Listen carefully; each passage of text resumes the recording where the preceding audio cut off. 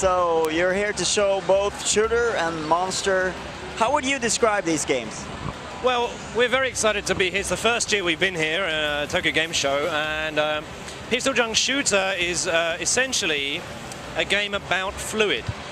It's about fluid dynamics, fluid physics, flow simulation.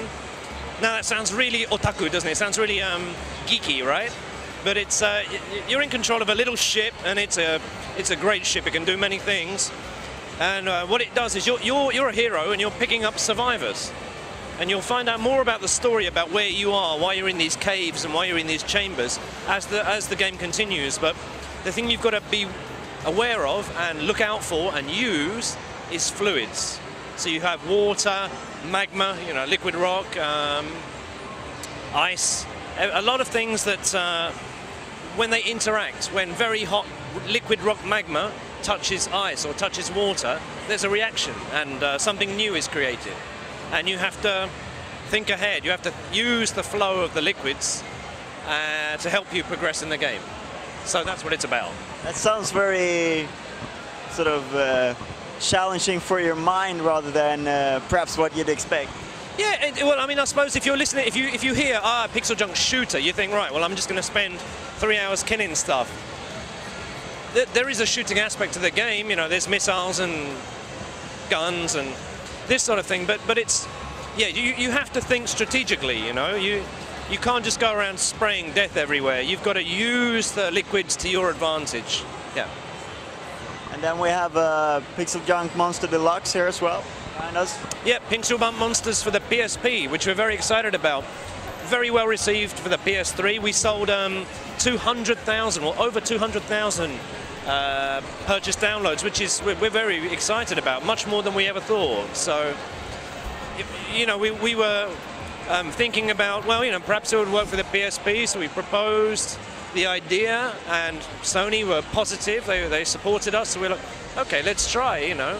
And we made the version. It's everything from the old game plus new content. So we're very excited. So even if you've played the PS3 one and you've rainbowed everything, you're fantastic at it. There's a lot of new stuff in this game. There's new towers, new enemies, new bosses, so well worth a go. So what would you say is like the essence of PixelJunk?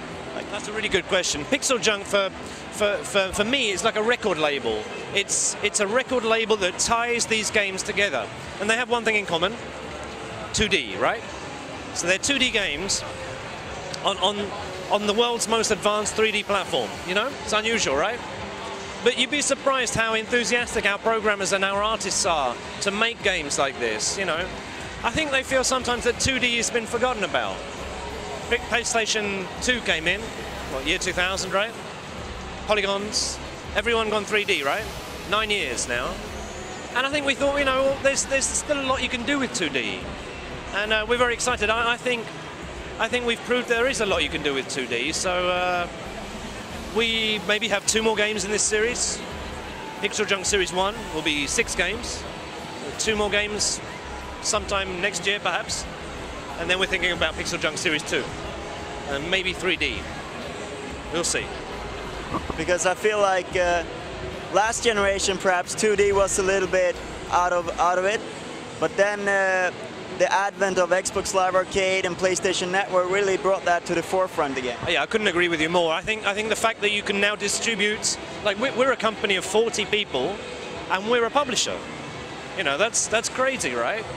If we were producing Blu-ray discs or CDs or DVDs, you know, that's a lot of work.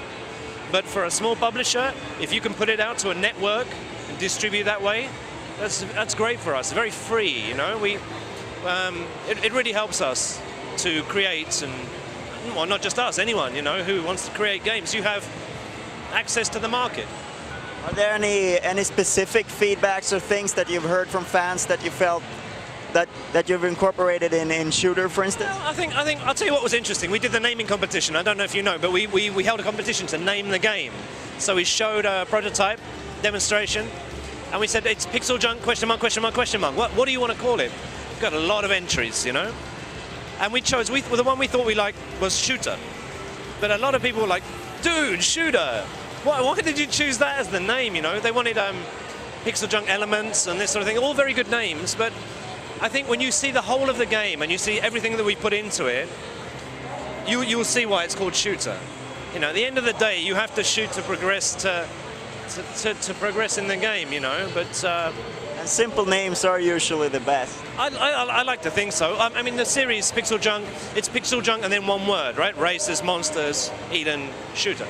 So, you know, I like the name.